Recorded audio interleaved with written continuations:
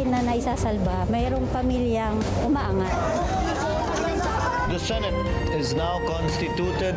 At ito ang mismong Chinese Coast Guard. Napakinggan ni PBBM. 6 na milyong balotang gagamitin sa A to Z. Kumpleto tayo.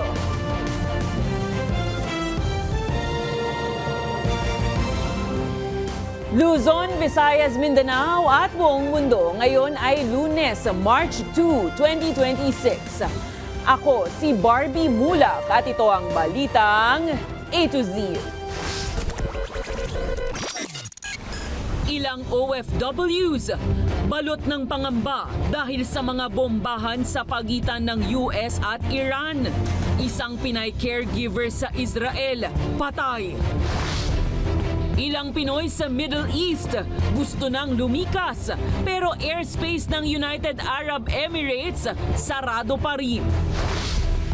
Lahat ng sangkot! Mga progresibong grupo nagprotesta sa unang araw ng deliberasyon sa impeachment complaint laban kay VP Sara Duterte. Dagdag presyo sa krudo, nakaamba na dahil sa sigalot sa gitnang silangan.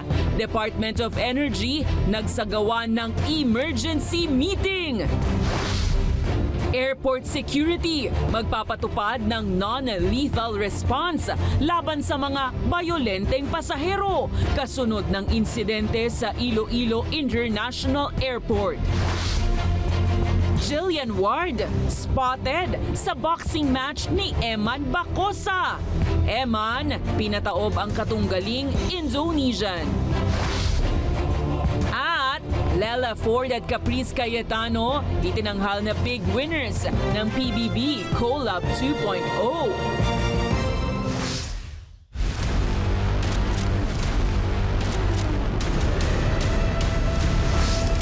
Magandang gabi, pambungad sa ating newscast. Balot ng pangamba ang maraming overseas Filipino workers dahil sa mga pagsabog sa ilang bahagi ng gitnang silangan. Bunsod ng krisis sa pagitan ng Estados Unidos at Iran na nagsimula nitong weekend. Una nang inanunsyo ni Pangulong Marcos na nasawi ang isang Pinay caregiver sa Israel matapos tamaan ng debris mula sa isang bomba. Sa ngayon, hindi pa maisagawa ang malawakang paglilikas ng mga Pilipino mula sa Middle East dahil sarado ang airspace ng United Arab Emirates. Ang balitang A to Z ni Ace Cruz.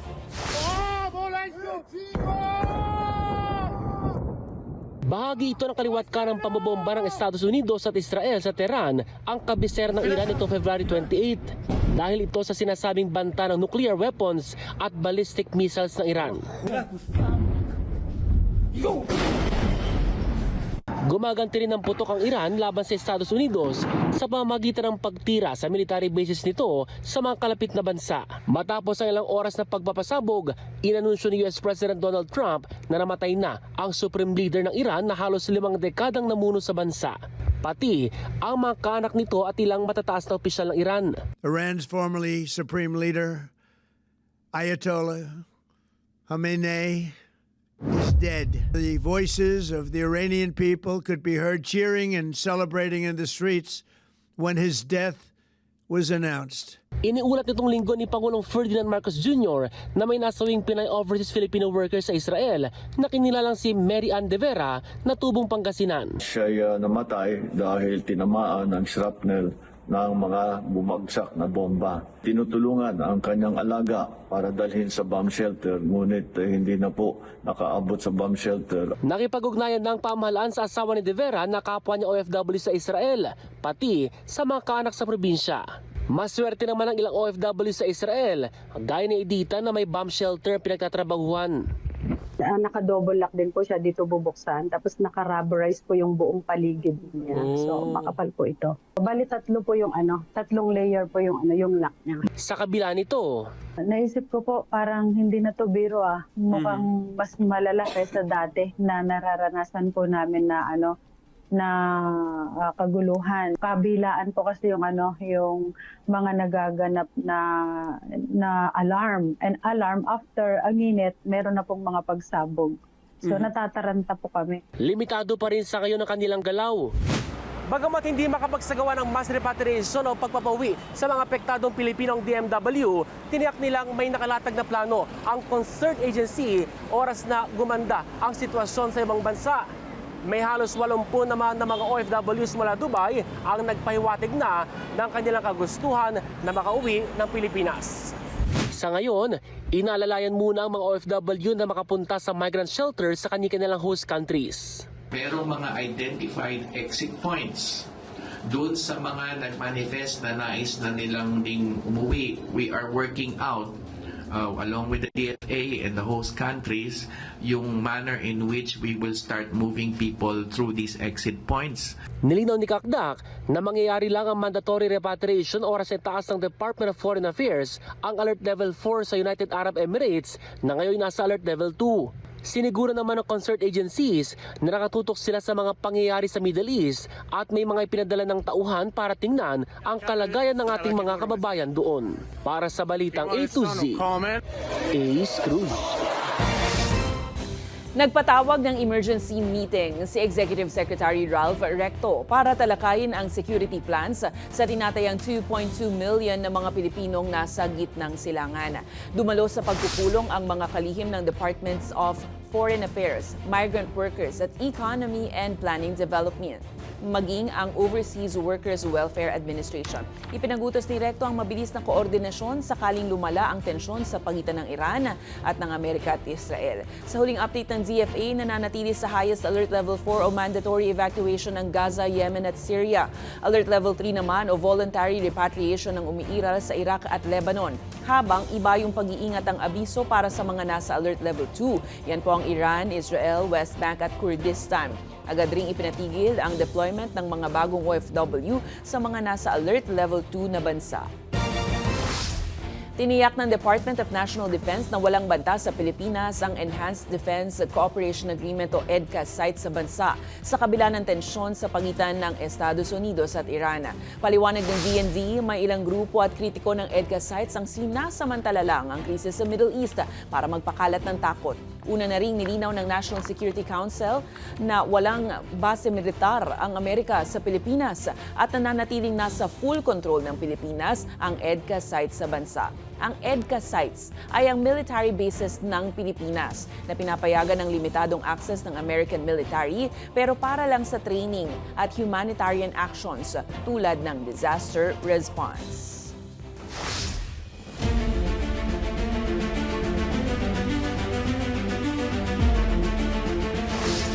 Idineklara ng House Committee on Justice na sufficient inform o wasto ang porma ng 2 impeachment complaints na inihain laban kay Vice President Sara Duterte. Iniatras naman ng mga kinatawan ng grupong Tindig Pilipinas ang kanilang reklamo para ibuhos ang suporta sa ikatlong impeachment complaint laban sa bise. Ang Balitang A to Z ni Kim Salinas.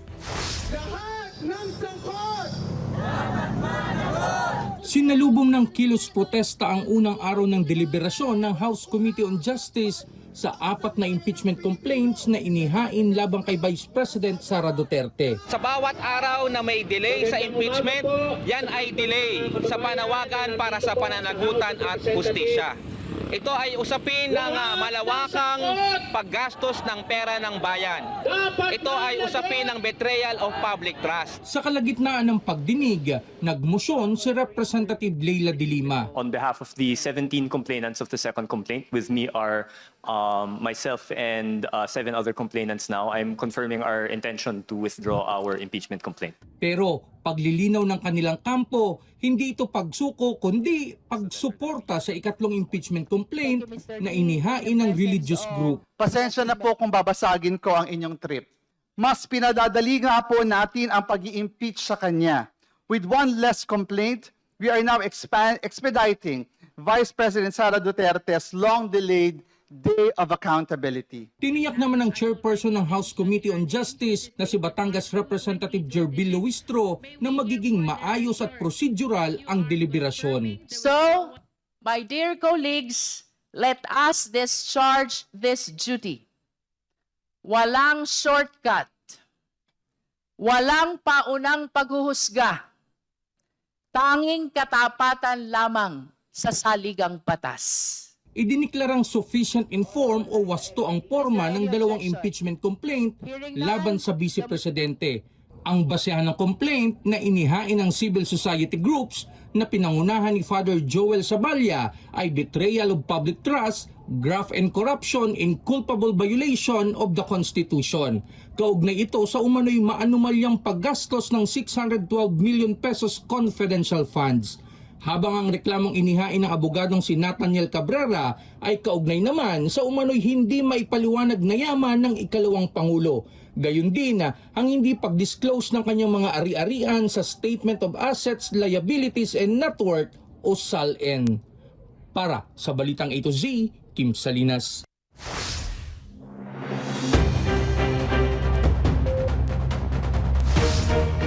Abiso po mga ka-A to Z sa harap ng lumalalang tensyon ngayon sa gitnang silangan, muling magkakaroon ng dagdag presyo sa produktong petrolyo ngayong Martes. Sa inilabas na abiso ng mga kumpanya ng langis, nasa halos 2 piso ang dagdag sa kada litro ng gasolino. Piso at 50 sentimos naman ang akyat sa kada litro ng kerosene, habang piso at 20 sentimos ang taas sa kada litro ng diesel. Ayon sa Department of Energy, bunsod ang pagtaas at inaasahang magiging pagtaas pa ng mga pag-atake ng US at Israel sa Iran na nagresulta sa paghigpit ng pagdaanan ng mga barko sa Strait of Hormuz. Dinaraanan ng halos 20% ng supply ng langis sa buong mundo ang naturang strait, kaya may malaking epekto sa pamilihan ang anumang paghihigpit rito. Samantala, abot pa naman sa 1 hanggang 2 buwan ang fuel inventory ng bansa ayon sa DOE. Gayunpaman, magpakarga na po. Sa kaugnay na balita, nananawagan si Senator Raffy Tulfo ng agarang fuel subsidy para sa mga pinaka-maapektuhan ng posibleng pagtaas ng presyo ng langis dahil sa tensyon sa Middle East. Ayon sa senador, hihiling siya ng briefing mula sa DOE kaugnay ng hakbang ng pamahalaan sa oil price shock. Ayon pa kay Tulfo, dapat nakahanda ang gobyerno na magbigay ng subsidiya sa mga tsuper ng jeepney at tricycle, mga mangingisda, magsasaka at iba pang transport group na direktang tatamaan ng pagtaas ng langis. Anya, mayroon ding pondo umano mula sa nakaraang taon na maaaring gamitin para sa subsidy. Bakit hintayin pa natin na umabot ng $80 per barrel bago tayo kumilos, bigyan ng subsidy? Samantala yung mga gasoline station, konting taas lang ng langis sa abroad, agad-agad tinataas na agad nila yung presyo nila dyan sa mga gasoline stations. So tama. I agree with Senator Win. And yan naman talagang stand ko noong pa man.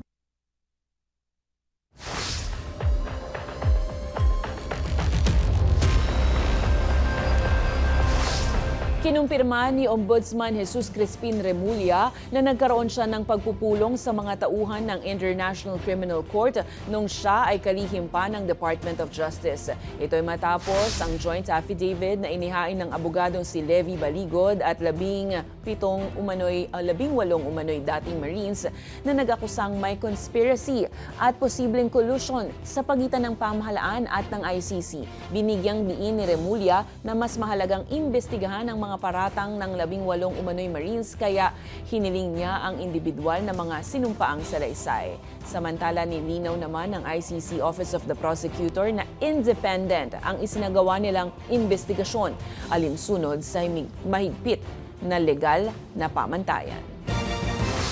Naninindigan naman ng Malacanang na nananatiling walang plano ang Pilipinas na muling sumali sa International Criminal Court o ICC.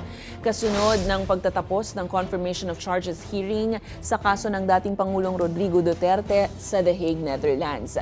Ayon kay Communications Undersecretary Claire Castro, hindi pa rin natitinag ang posisyon ng Pangulong Marcos na huwag munang sumali muli sa ICC. Gayunpaman, hindi naman nilinaw ng palasyo kung ang desisyon ay bago o matapos ang mga pinakabagong pag-unlad sa kaso.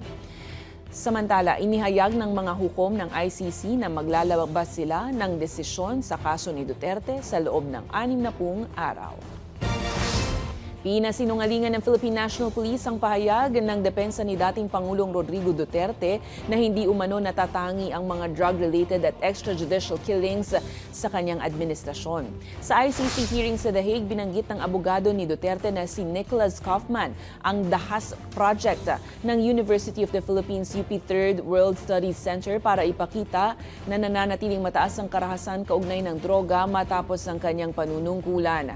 Ayon kay PNP Chief Police General Jose Melencio Nartates Jr., lahat ng operasyon ng pulisya ay sakop ng motu proprio investigation at maaaring magresulta sa administratibo at kriminal na mga kaso laban sa mga sangkot. Sinusuri din nila ang datos ng Dahas Project bilang bahagi ng hakbang para maiwasan ang anumang umano'y state-sponsored killings. Give us the data and then we will respond. But for as long as the PNP concerned, every death is being investigated. Meaning whether it is on suspense or hindi pa na-solve, we are continuously solving that. Whether or not this is pertaining to illegal drugs, yes. Otherwise, give us the data and we will ensure that these vigilantes will be punished.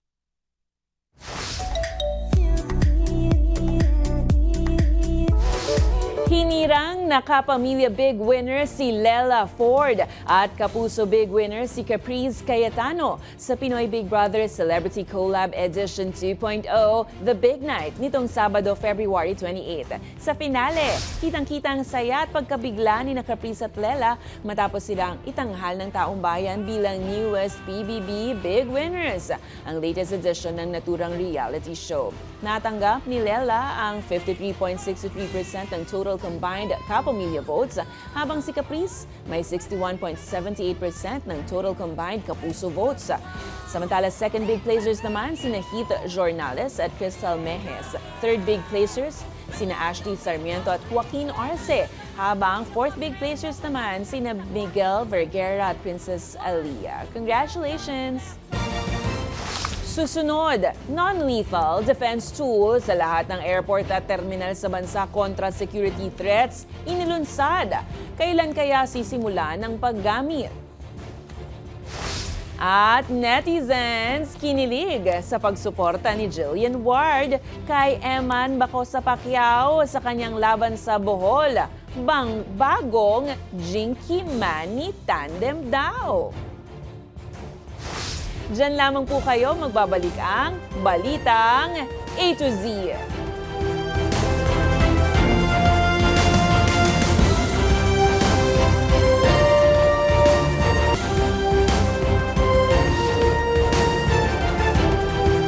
Ngayong papalapit na ang Holy Week at school break, tsak na daragsan na naman ang mga magsisiuwian ng probinsya sa mga terminal sa bansa. At kasunod nga ng insidente sa Iloilo International Airport noong Enero, inilunsad ng mga transport agency at officers ngayong Lunes ang non-lethal security response para sa mas ligtas at kontroladong pagresponde sa mga kaguluhan sa transport terminals.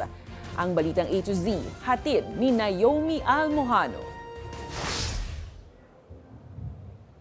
Nagsimula sa karaniwang pag-check ng katawan at bagahe. Hanggang sa namuo ang tensyon mula sa kunwaring pasahero na may dalang matalim na bagay. At nauwi sa pagkontrol ng sitwasyon sa ligtas na paraan. Ganito inilunsad ng Philippine National Police Aviation Security Group at Office for Transportation Security ang bago nitong non-lethal technique o hindi paggamit ng anumang firearms bilang pagresponde sa mga nag-aamok sa transport terminals, partikular na sa airports. We've been contemplating in using batons pero in a crowded area, baka may madamay sa kapapalo. Pwede natin gamitin ng stun gun o kaya yung taser, ano? Pero medyo masakit pa rin yun. So ito muna siguro yung gagamitin namin. And then kung hindi pa rin siya tumigil, perhaps we can use this stun gun or yung taser gun. Metal sticks na may pakurba sa unahan nito ang gagamitin ng mga otoridad para ikontrol ang tensyon imbis na nakasasakit na mga armas.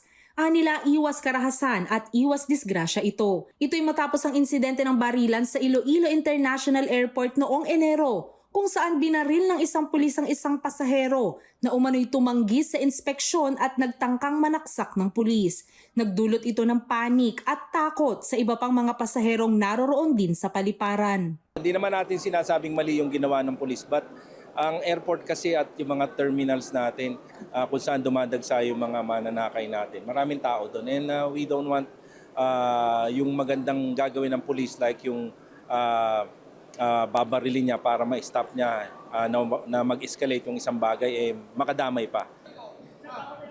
Nagpakita rin ng senaryo ang mga otoridad kung paano nila kokontrolin kapag may lasing na pasaherong nagsisimula ng gulo.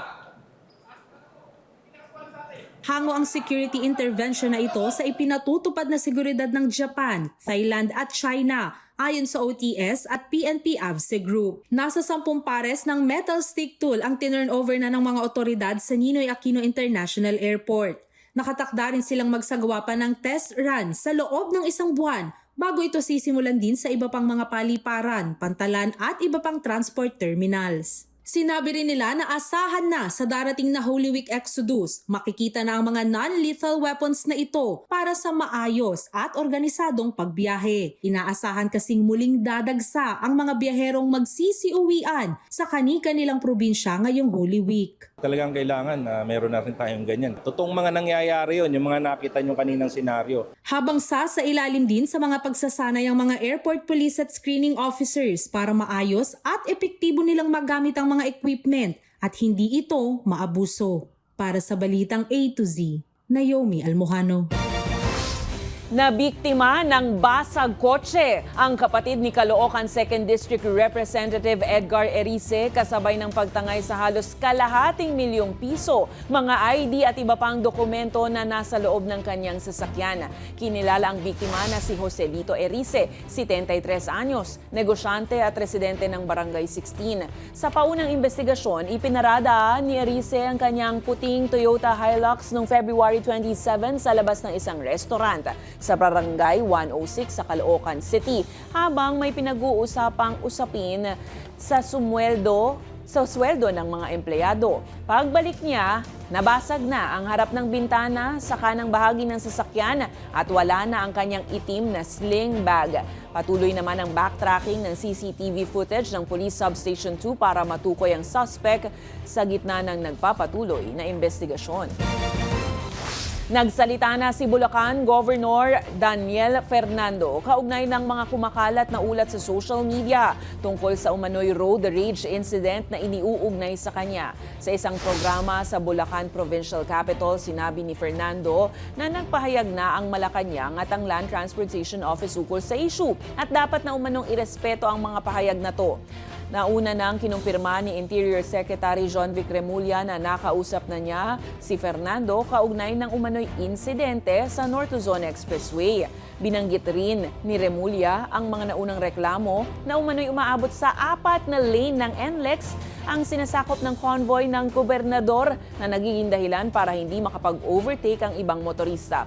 Ayon sa ilang social media post, sakay umano ng anak ng Pangulo ang sasakyang nag-overtake sa motorcade hanggang sa bumaba ang umano'y mga lalaking may armas mula sa mga sasakyan na nakarehistro sa Bulacan Governor. Ipinaubayan naman na ng palasyo sa LTO ang investigasyon. Mga kumakalat na balita sa social media, nais ko pong linawin na ang issue ito na sinasabing road rage ay maninaw ng nagpahayag ang Malacanang tungkol dito at ang LTO. Respeto na po natin yun. Okay na po yan.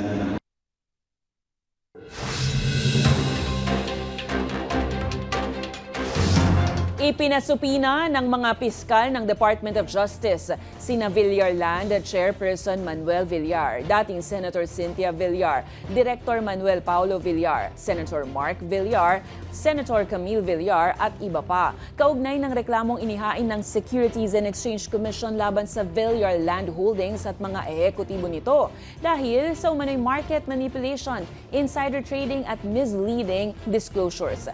Inaasahan namang magsusumite ng kanilang mga mga counter affidavit ang mga pinangalanan sa subpoena habang isinasagawa ang preliminary investigation. Samantala, naghain ng petisyon sa Korte Suprema ang 3 abogado para sa paglabas ng isang writ of mandamus na mag-uutos sa Senate Blue Ribbon Committee na ilabas na sa publiko ang draft partial report sa umano'y maanumalyang multi-billion peso flood control projects. Hiniling din nila ang paglalabas ng temporary restraining order o status quo ante order para mapanatili ang orihinal na bersyon ng ulat na may mga lagda ng ilang senador.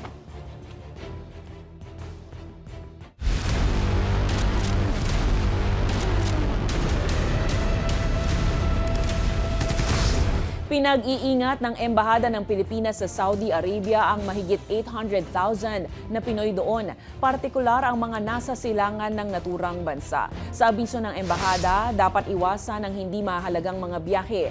Pinaalalahanan din ng mga Pinoy na mahigpit na pinagbabawalan ng pagbabahagi ng mga larawan at video ng mga restricted na lugar sa KSA. Lumabas ang abiso matapos ang isang drone attack sa major oil refinery doon. Sa videos mula sa ilang source online, kita ang usok mula sa sunog na ayon sa Saudi officials ay mula sa debris ng Iranian missile na kanilang naharangan. Sa ngayon, kontrolado na umano ang sitwasyon doon, pero ipinatigil muna ng Saudi Aramco ang operasyon ng Ras Tanura Refinery, na isa sa pinakamalaking refinery sa Middle East na mayroong kapasidad na 550,000 barrels ng krudo kada araw.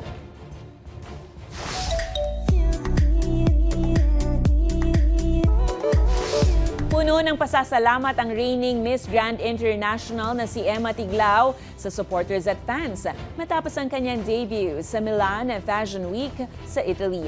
Naging muse si Tiglao ng kapwa Pilipinong designer na si Leo Almodal na nagdaos ng solo show para sa kanyang Fall-Winter Collection noong February 28. Sa Instagram, ibinahagi ni Tiglao ang mga larawan at video, suot ang isang light blue haute couture gown na may intricate headpiece at sinabing Milan Fashion Week debut unlocked. Anya, everything happens in God's perfect time. Matatandaang nakuha ng Pilipinas ang historic back-to-back crown sa MGI. Matapos makuha ni Tiglao ang title kasunod ng victory naman ni CJ Opiazo noong 2024, na kamakailan naman ay nasa New York Fashion Week.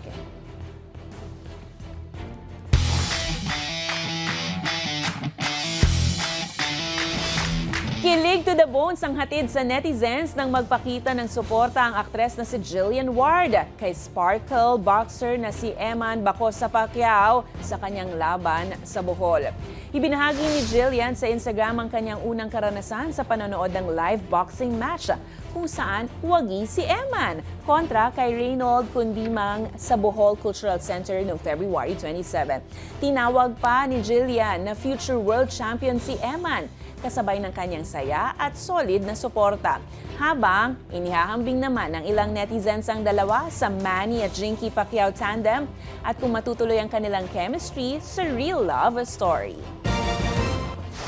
Sa aming pagbabalik, Kim Molina at Gerald Napoles may malaking banat na jokes sa kanilang wedding. At isa pang usapang kasalan, Tom Holland at Zendaya. Nag-secret wedding nga ba? Susunod na yan dito lang sa Balitang A to Z.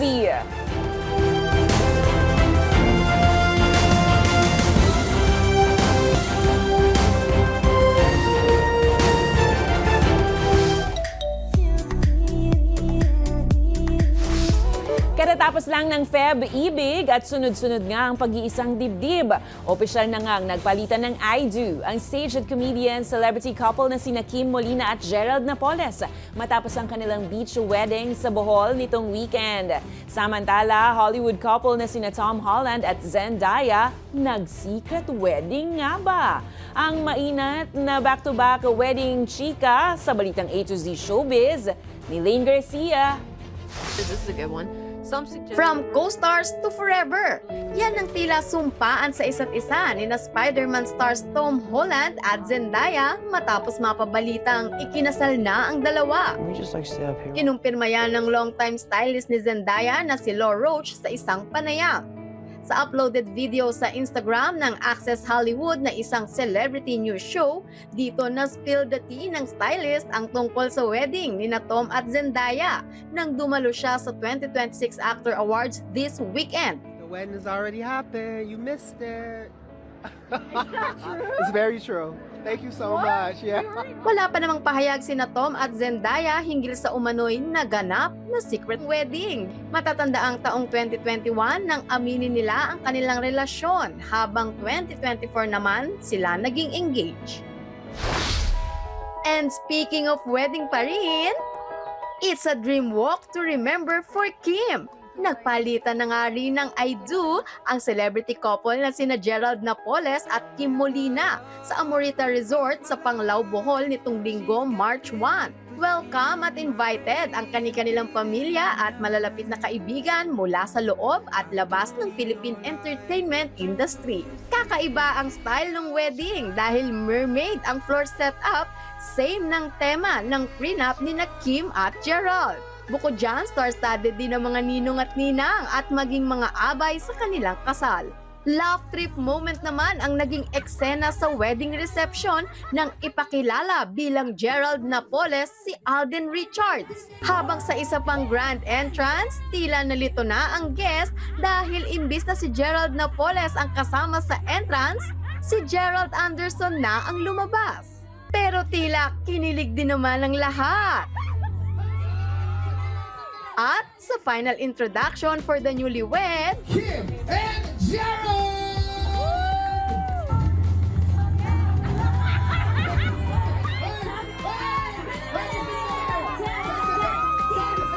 so ano na ba talaga? Super fun and funny ang wedding moments na talaga namang memorable.